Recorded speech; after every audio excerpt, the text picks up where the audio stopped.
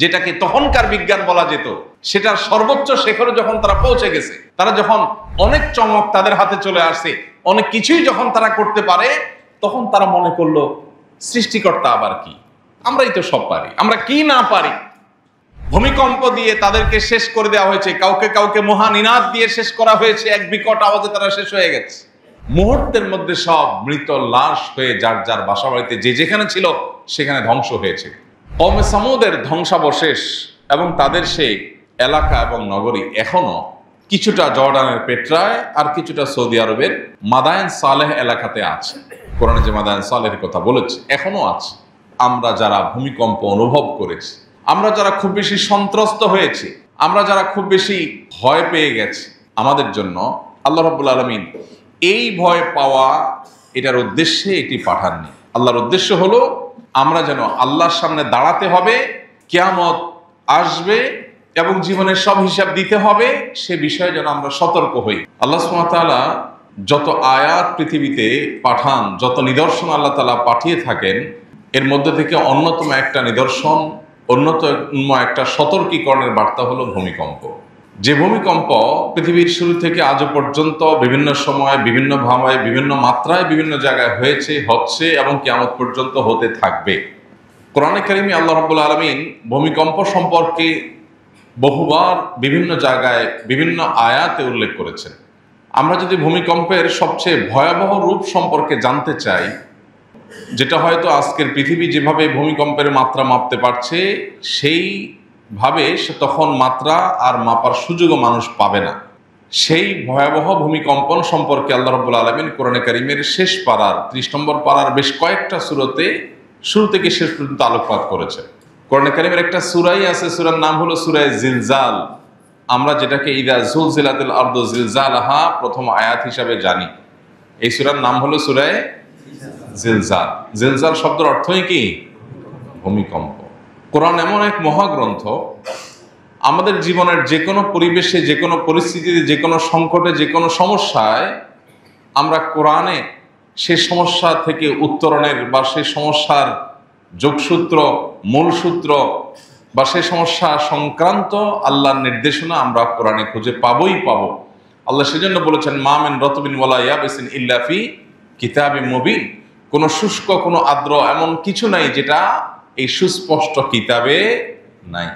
কোরআনের যে সমস্ত অলৌকিকত্ব আছে, কোরআনের যে সমস্ত আশ্চর্য দিক আছে, যেগুলো কোনো মানুষের দ্বারা সম্ভব না, তন্মধ্য থেকে একটা হলো যে এই খুবই সীমিত আকারের এই মহাগ্রন্থ, মর্যাদায় মহা হলেও আকারে অনেক বড় নয়, এই সীমিত আকারের একটা আল্লাহর কিতাব, যেখানে আয়াত এবং পৃষ্ঠা সংখ্যা খুবই সীমিত, অথচ এখানে মানব জীবনের এমন কোনো বিষয় নাই যে বিষয় সম্পর্কে আল্লাহ রাব্বুল আলামিন আলোকপাত করেন নাই। আমরা যখন কোনো বিষয় নিয়ে আলোচনা করি, গবেষণা করি, বই লিখি, তখন একটা ছোট ছোট ক্ষুদ্র ক্ষুদ্র কোনো বিষয়ের উপরে বই লিখতে গেলে লেখকের যে বরাদ্দ সেটা শেষ হয়ে যায়, কিন্তু লেখা শেষ হয় না।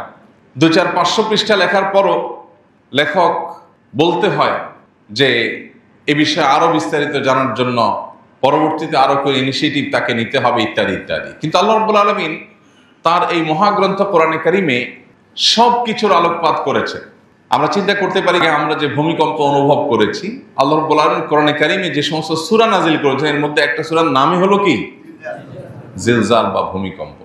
এবং সেখানে ভূমিকম্পের যে ভয়াবহ রূপ সর্বোচ্চ মাত্রায় আসবে, সেটার ধরন কি হবে, ধাঁচ কি হবে, ভয়াবহতা কি হবে, আল্লাহ তাআলা সে সম্পর্কে বলেছেন, ইদা জুলজিলাতিল আরদু জিলজালাহা। সেই ভূমিকম্পনটা শুধুমাত্র এই বিল্ডিং ভেঙে পড়ার মতো ভূমিকম্পন হবে না। আল্লাহ পরের আয়াতে বলেছেন, ওয়া আখরাজাতিল আরদু আসকালাহা।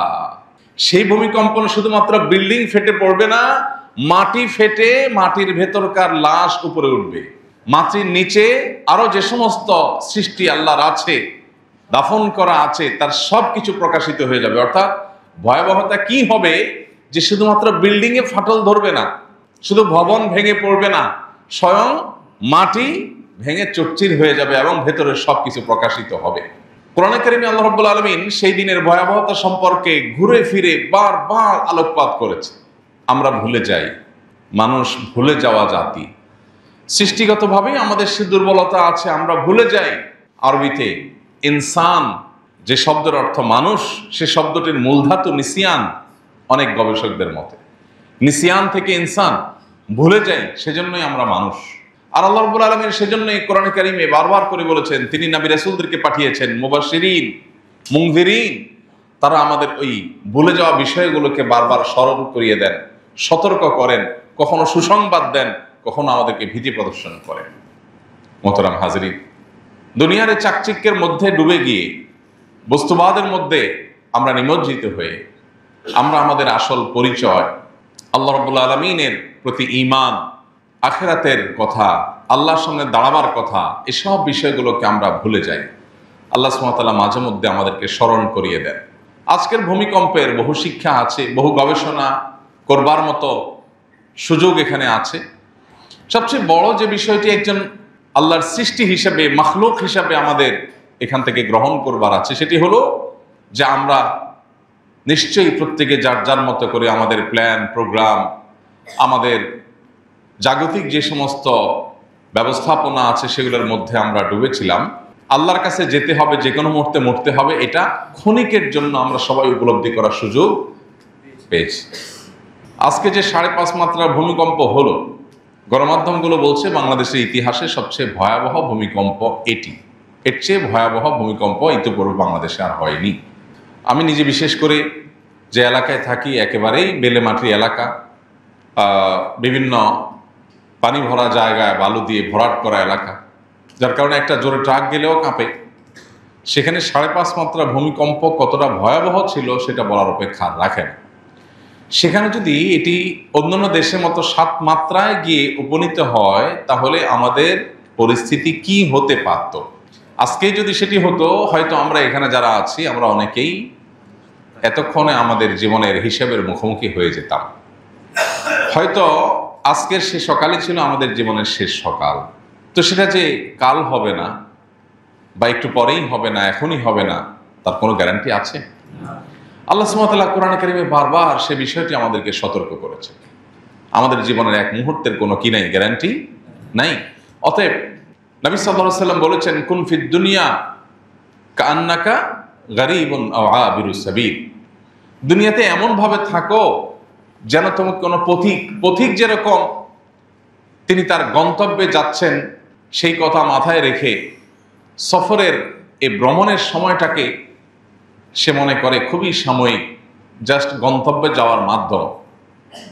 অতএব তুমি দুনিয়াতে ঠিক সেভাবে বসবাস করো যেন পথিক বসবাস করে। অর্থাৎ এটাকে নিয়ে চূড়ান্ত কোনো প্ল্যান প্রোগ্রাম মনে হয় আর এখান থেকে আমার যেতে হবে না, চিরকাল মনে হয় আমি থেকে যাব, এই মানসিকতা যেন আমাদের মধ্যে না আসে। বারবার করে আল্লাহ তাআলা সতর্ক করেছেন। আল্লাহ রাব্বুল আলামিনের এই সমস্ত সৃষ্টিগুলো আমাদেরকে সচেতন করে। নবী করিম সাল্লাল্লাহু আলাইহি সাল্লামের সময় এরকম কোনো ভয়, ভীতিকর কোনো পরিবেশ পরিস্থিতি তৈরি হলে তিনি মসজিদে চলে আসতেন। তিনি সাহাবীদের সতর্ক করতেন, তিনি তওবা করার জন্য আহ্বান করতেন, আল্লাহর দিকে সমর্পণ করবার জন্য, নিজেদেরকে সমর্পিত করবার জন্য তিনি আহ্বান করতেন। ভাইরা আমার, অতএব এ ধরনের পরিস্থিতিগুলো আমাদেরকে বারবার সাবধান করে, সতর্ক করে। আমরা কতটা সাবধানতা গ্রহণ করছি, কতটা সতর্ক হচ্ছি, সেটা হলো সবচেয়ে বড় বিষয়। আল্লাহ রাব্বুল আলামিন এগুলো থেকে আমাদেরকে শিক্ষা গ্রহণ করবার তৌফিক দান করুন। আজ বস্তুবাদী পৃথিবীতে প্রত্যেকটা বিষয় আমরা বৈজ্ঞানিক গবেষণার চোখেই শুধু দেখি। প্রত্যেকটা ঘটনা, প্রতিটা দুর্ঘটনা, প্রতিটি প্রাকৃতিক দুর্যোগ, এগুলোর পেছনে বৈজ্ঞানিক ব্যাখ্যা থাকতে পারে। বৈজ্ঞানিক ব্যাখ্যা থাকা খুবই স্বাভাবিক, কিন্তু বৈজ্ঞানিক ব্যাখ্যার ও পেছনের ব্যাখ্যা, যেমন নবী করিম সাল্লাল্লাহু আলাইহি সাল্লাম বলেছেন, কিয়ামতের নিকটবর্তী সময়ে পৃথিবীতে ভূমিকম্পের পরিমাণ বেড়ে যাবে। গত 1 বছরে শুধু বাংলাদেশে যে পরিমাণ ভূমিকম্প হয়েছে, সেটা বহু আগের হিসেব করলে এত ভূমিকম্প হয়নি। এখন দেখুন আস্তে আস্তে মাত্রা বাড়ছে। এখন না হয় আমরা নানা বৈজ্ঞানিক ব্যাখ্যা জানি বা আবিষ্কার করতে পারছি, গবেষকরা বের করছেন যে এই কারণে হচ্ছে, এই কারণে বাড়ছে। কিন্তু 1500 বছর আগে যখন নবী সাল্লাল্লাহু আলাইহি সাল্লাম বলেছেন কিয়ামতের আগে পৃথিবীতে ভূমিকম্পের পরিমাণ বেড়ে যাবে, তার কাছে কি কোনো বৈজ্ঞানিক গবেষণার রিপোর্ট ছিল? কোনো বৈজ্ঞানিক ব্যাখ্যা তার হাতে কি ছিল? কিন্তু তথ্য তিনি দিয়েছেন। এবং সেই তথ্য আজ অক্ষরে অক্ষরে খেটে যাচ্ছে। এখান থেকে প্রমাণ হয় আল্লাহ যে কোরআনে বলেছেন, মা ইয়ানতিকু আনিল হাওয়া ইন হুয়া ইল্লা ওয়াহয়ুন ইউহা, তিনি কোনো কিছুই মুখ থেকে নিজে থেকে উচ্চারণ করেননি, যা বলেছেন তার সবকিছুই ওহী আল্লাহর পক্ষ থেকে তার কাছে এসেছে। কেন ভূমিকম্প হয় এর যে বৈজ্ঞানিক ব্যাখ্যা আছে, সেই ব্যাখ্যাগুলোকে আমরা পরিপূর্ণভাবে বিশ্বাস বা সঠিক ধরে রাখার পরেও একটি কথা থেকে যায়, এই কেনর পরের কেনটা কি? ঝড় জলোচ্ছ্বাস হয়েছে কেন? কারণ সমুদ্রের তলদেশে নিম্নচাপ তৈরি হয়েছে। তো নিম্নচাপটা সৃষ্টি কেন হলো? ওই কারণে হয়েছে। তো সেইটা কেন হলো? এভাবে কারণ খুঁজতে খুঁজতে গিয়ে একটা পর্যায়ে মানুষ বলতে বাধ্য যে এর পরের কারণ আর মানুষ জানে না। ঈমানদার জানে সব কিছু হয় মূলত কোন কারণে? আল্লাহ রাব্বুল আলামিনের হুকুম হয়, ফয়সালা হয়, সেজন্য। আল্লাহর ফয়সালার আর কোনো কারণ প্রয়োজন হয় না। প্রিয় ভাইরা আমার, এই জন্য আল্লাহ রাব্বুল আলামিন আমাদেরকে বারবার করে সতর্ক করেছেন। কোরআনে কারিমে বারবার করে সতর্ক করা হয়েছে।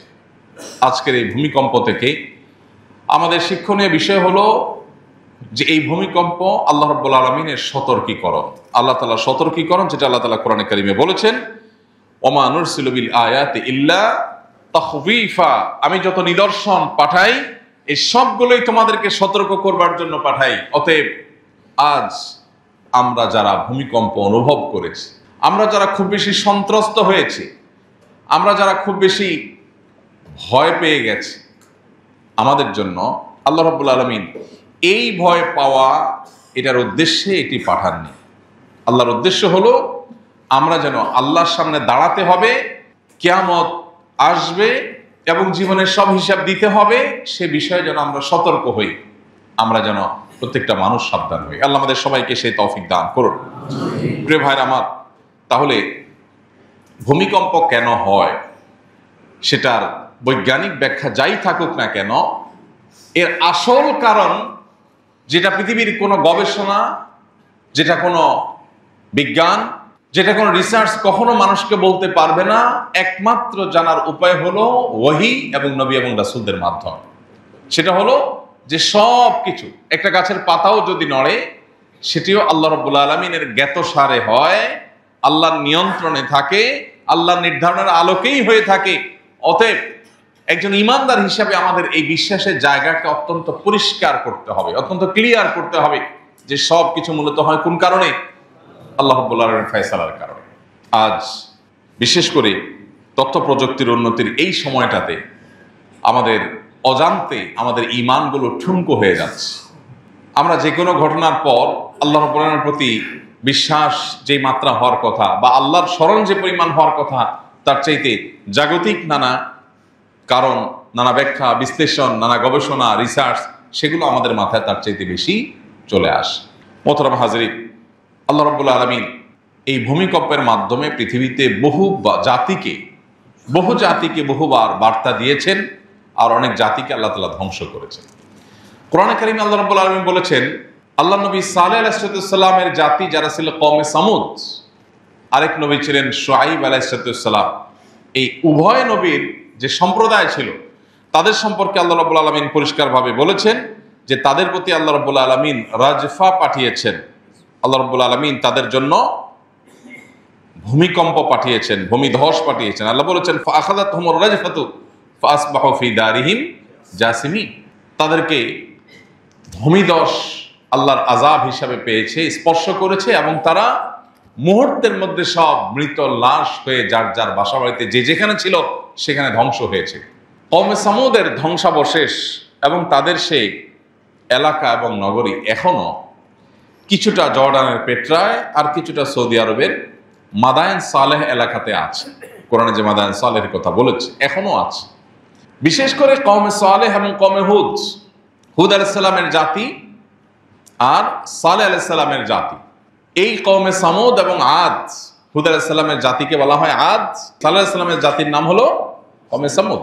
এই সামুদ এবং আদ জাতি, তাদের সম্পর্কে আল্লাহ তাআলা কোরআনে কারিমে বিভিন্ন জায়গায় আলোকপাত করেছেন। আল্লাহ বলেছেন, ইরামা যাতিল ইমাদ আল্লাতী লাম ইউখলাক মিসলুহা ফিল বিলাদ, এদের মতো তাদের আগে পৃথিবীতে কোনো শক্তিশালী জাতি আর তৈরি হয়নি। কিরকম শক্তিশালী ছিল সেটা সৌদি আরবের মাদায়েনে সালেহ গেলে অথবা জর্ডানের পেট্রায় গেলে সচক্ষে এখনো দেখা যায়। কত হাজার বছর আগের ইতিহাস এর সঠিক পরিসংখ্যান বা পরিপূর্ণ সঠিক তথ্য কেউ দিতে পারে না। তবে এটুকু নিশ্চিত যে তারা আমবাতিরও আগে পৃথিবীতে ছিল। নাপ্তি যাদেরকে বলা হয়, নাপ্তিদেরও আগে ছিল। বহুবচন আরবিতে আমবাতি বলা হয়।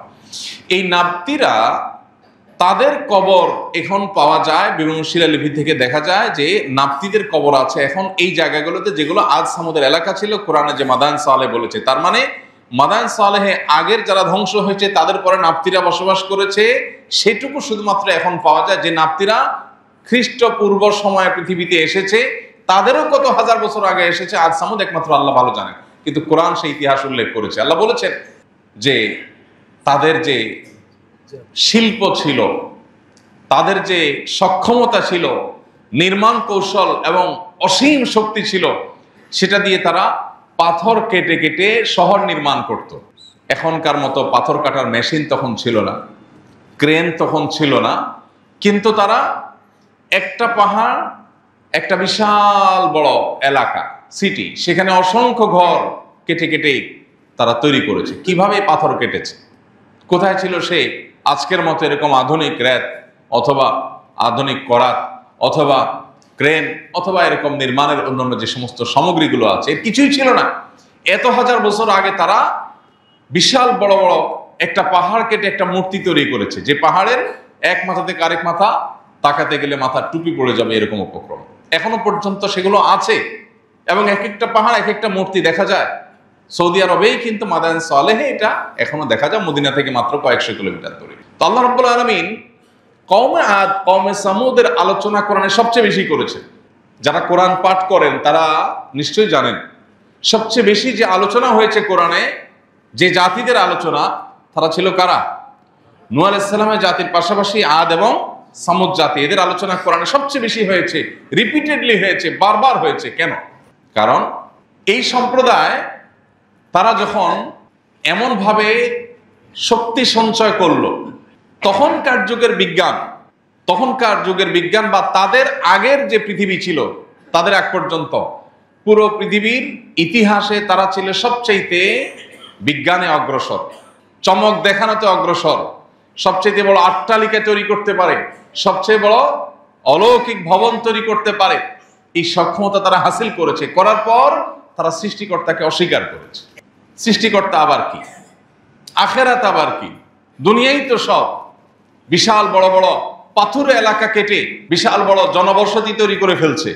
এবং এখনো বিশেষ করে মাদায়েন সালেহ আমি গিয়েছি, সেখানে তাদের যে পাহাড় কেটে ঘর বাড়ি তৈরি করেছে, অনেক ঘর আছে যেটার যে চৌকাঠ ছিল, দরজা, পুরোটা তো পাহাড়, জাস্ট কেটে ভেতরে সুড়ঙ্গ করে ঘর তৈরি করেছে। ওই চৌকাঠে এখন বড় কোনো মই ছাড়া উঠাও সম্ভব না, এত উপরে তারা খোদাই করে তারপরে ভেতরে অত্যন্ত সুরম্য ঘর তৈরি করেছে। এবং একটা পাহাড় দেখা যাচ্ছে, একটা সাপের আকৃতি, একটা মূর্তির আকৃতি, এক একটার আকৃতি। এই বিশাল বড় পাহাড়, এটা পুরাটাকে কিভাবে একটা মূর্তির আকৃতিতে তৈরি করা গেছে, খোদাই করে করে করে, কিভাবে সম্ভব? আধুনিক যুগেও এর অনেক কিছু মানুষ কল্পনা করতে পারে না, যেটা তারা এত হাজার বছর আগে করেছে। তখনকার সময়ে যেটাকে তখনকার বিজ্ঞান বলা যেত, সেটার সর্বোচ্চ শিখরে যখন তারা পৌঁছে গেছে, তারা যখন অনেক চমক তাদের হাতে চলে আসছে, অনেক কিছুই যখন তারা করতে পারে, তখন তারা মনে করলো সৃষ্টিকর্তা আবার কি, আমরাই তো সব পারি, আমরা কি না পারি? আল্লাহ রাব্বুল আলামিন নবী পাঠিয়েছেন, কারণ আল্লাহ তাআলা কোরআনে কারীমে বলেছেন, আল্লাহ তাআলা কোনো জাতিকে ধ্বংস করেন না যতক্ষণ পর্যন্ত তাদের মধ্যে রাসূল না পাঠান, এবং ততক্ষণ পর্যন্ত আল্লাহ ধ্বংস করেন না যদি মানুষ ইস্তেগফারে রত থাকে, ভুল বুঝে মানুষ ফিরে আসে, তাহলে তাদেরকে আল্লাহ ধ্বংস করেন না। এই জন্য আল্লাহ রাব্বুল আলামিন তাদের মধ্যে রাসূল পাঠিয়েছেন। আল্লাহ নবীরা এসে তাদেরকে বারবার সতর্ক করেছে, নবী পাঠিয়েছেন আল্লাহ তাআলা, সতর্ক করেছেন, তোমরা আল্লাহর একত্ববাদকে স্বীকার করো, আল্লাহর অস্তিত্বকে স্বীকার করো, অহংকার করো না। তারা পাত্তা দেন। তারা বলেছে, আরে এ হুজুর টাইপের মানুষ কত কিছু বলে, এরা জ্ঞান বিজ্ঞান থেকে দূরে, কিছু বুঝে, দেখা যায় না, ছোঁয়া যায় না, ধরা যায় না, আলমুল গায়েব, অদৃশ্যের জগৎ, শুধু এইসব কথা হুজুররা বলে। হুজুরদের কাছে কোনো বাস্তব জ্ঞান নাই, জাগতিক জ্ঞান নাই, রহস্য জানে না, জ্ঞান বিজ্ঞান নাই, ডিনাই করেছে। আল্লাহ রাব্বুল আলামিন পরিষ্কার ভাবে কোরআনে কারিমে এক জায়গায় না, বেশ অনেকগুলো জায়গায় আল্লাহ বলেছেন, ফাআখাযাতহুমুর রাজফা ফাসবাহু ফি দারিহিম জাসিমিন। ভূমিকম্প দিয়ে তাদেরকে শেষ করে দেওয়া হয়েছে, কাউকে কাউকে মহানিনাদ দিয়ে শেষ করা হয়েছে, এক বিকট আওয়াজে তারা শেষ হয়ে গেছে। কোন কোন সম্প্রদায়ের মধ্যে খুব শীতল বাতাস বওয়া শুরু করেছে, তারা মনে করেছে এই বাতাস তো বেশ উপভোগ্য, সামান্য পিনপিনে বাতাসের সাথে হালকা আওয়াজ আসছে, তারা সেটাকে এনজয় করা শুরু করছিল। সে আওয়াজই বিকট আওয়াজ হয়ে তাদের পুরা দেহকে চূর্ণ বিচূর্ণ করে ছেড়ে দিয়েছে। প্রিয় ভাইরা আমার, আমরা যখন পৃথিবীতে বসবাস করছি, ঠিক এই মুহূর্তের পৃথিবী আর্টিফিশিয়াল ইন্টেলিজেন্সের পৃথিবী, এই পৃথিবী এআই এর পৃথিবী।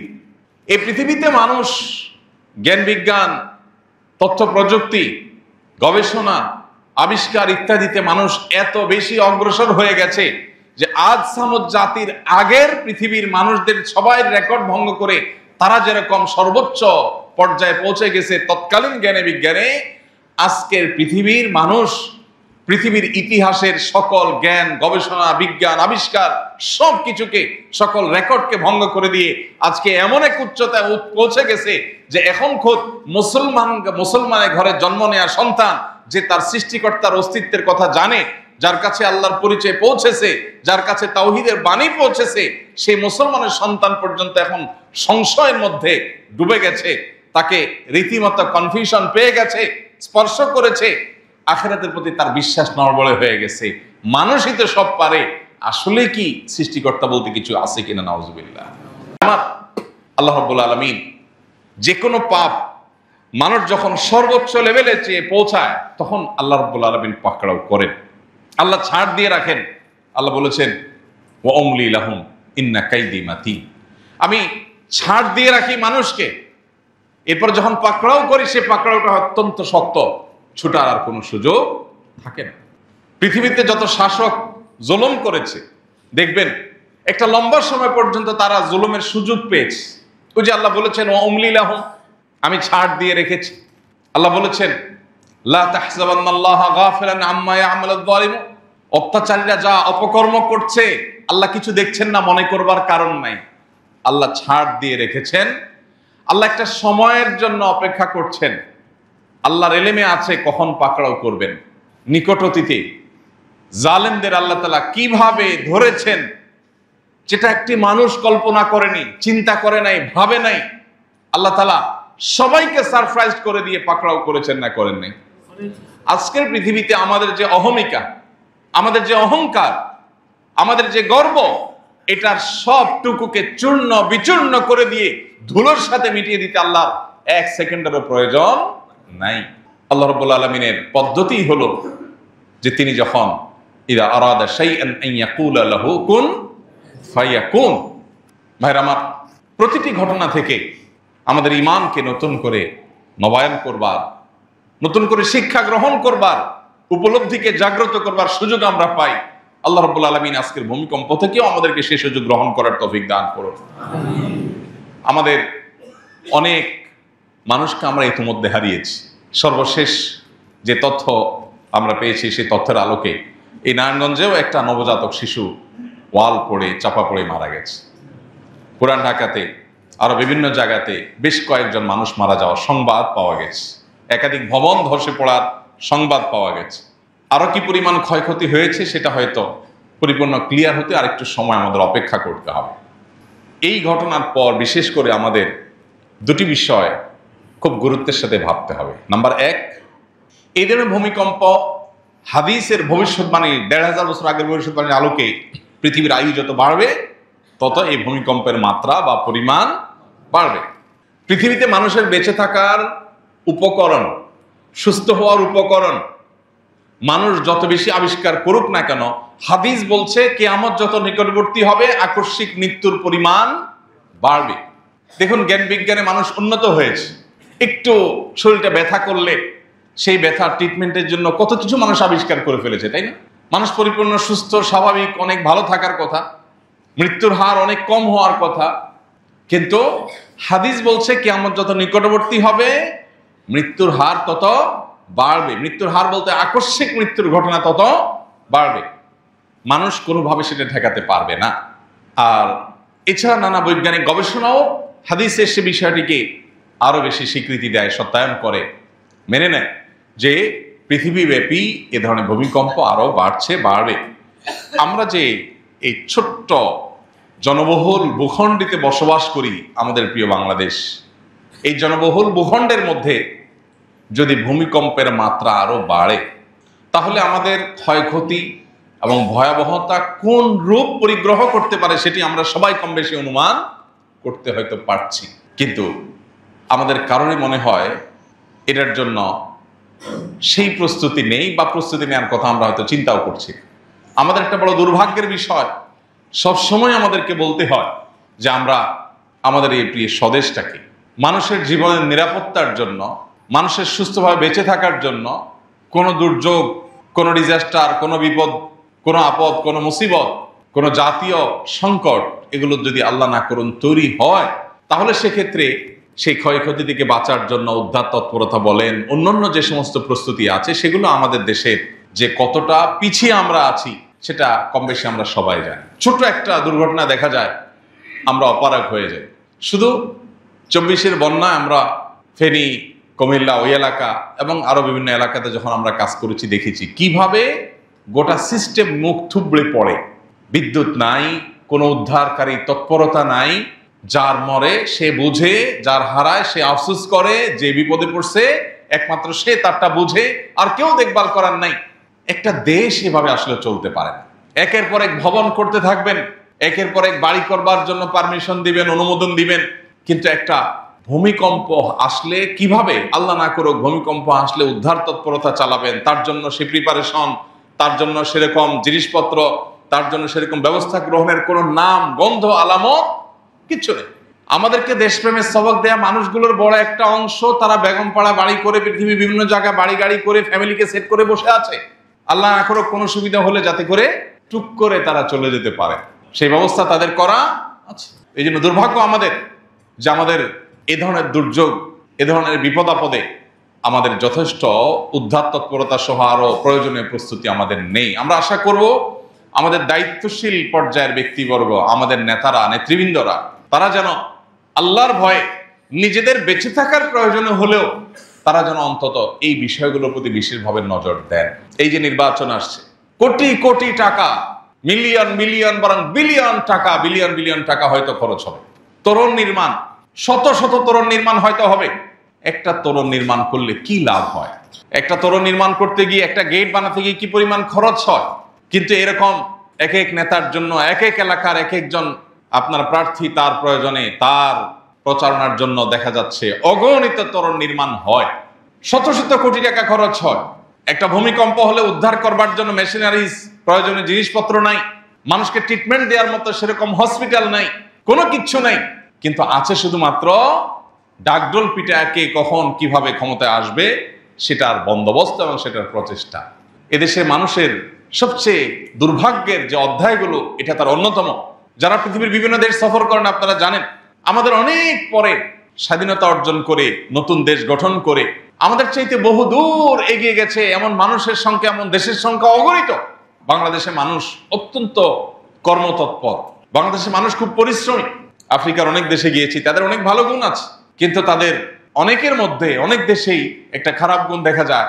গায়ে গতরে যেরকম খুব সুঠাম, দেখি তারা কাজে কর্মে এত সিরিয়াস না, অলস প্রকৃতি। বাংলাদেশের মানুষ যেখানে গেছে, মিডল ইস্টে দেখেছি আমি, মালয়েশিয়াতে, বিভিন্ন দেশে দেখেছি যে আমাদের প্রবাসী বাংলাদেশিরা কিংবা দেশে যারা আছে, একটু কাজের সুযোগ পেলে, সামান্য কয়টা টাকা বেতন পাইলেই সে সিরিয়াসলি কাজ করার চেষ্টাটা করে, অথবা একটা ব্যবসা পাইলে সে রাত দিন খেটে খুঁটে নিচে দাঁড়াবার চেষ্টাটা করে।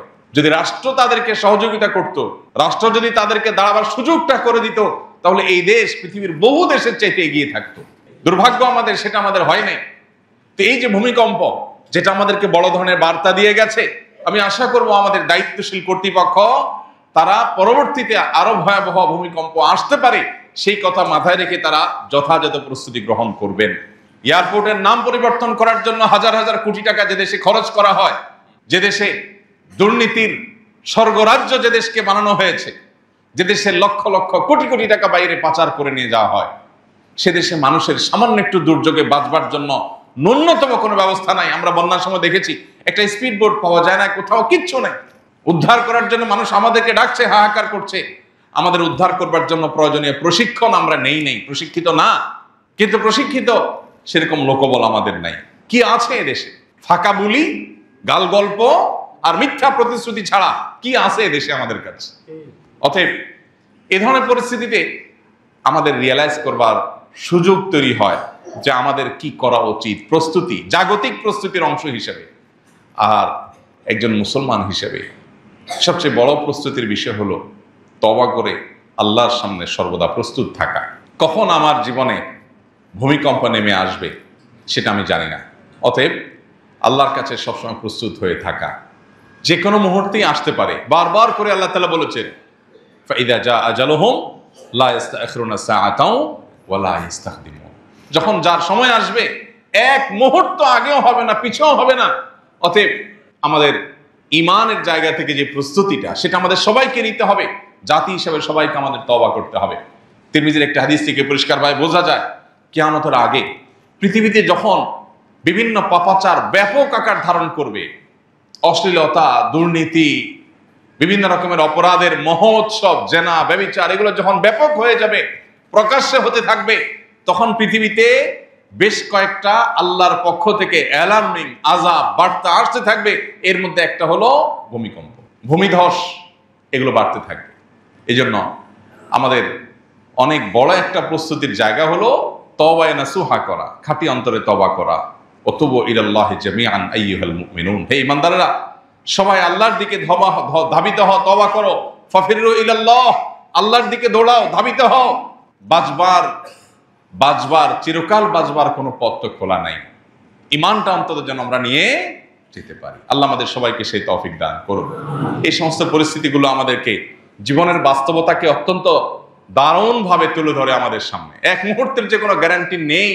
হালাল হারাম বাছবিচার করা ছাড়া আমরা যে শুধুমাত্র মৌজ মাস্তের মধ্যে ডুবে থেকে আমাদের জীবনকে পার করে দিচ্ছি, এটা যে আমাদের জীবনের সবচেয়ে অপরিণামদর্শী অবস্থান, সেটি এই সমস্ত ভূমিকম্পগুলো নানা সময় একটু নাড়া দিয়ে আমাদেরকে সতর্ক করে।